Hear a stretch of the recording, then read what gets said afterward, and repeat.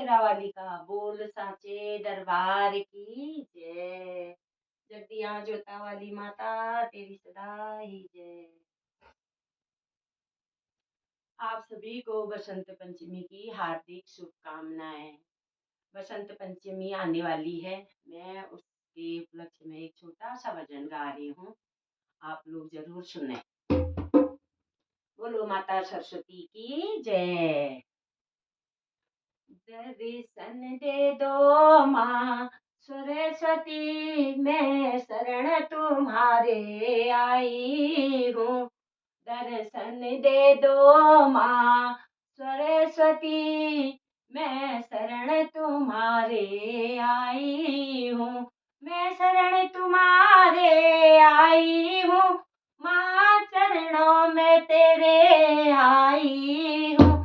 दर्शन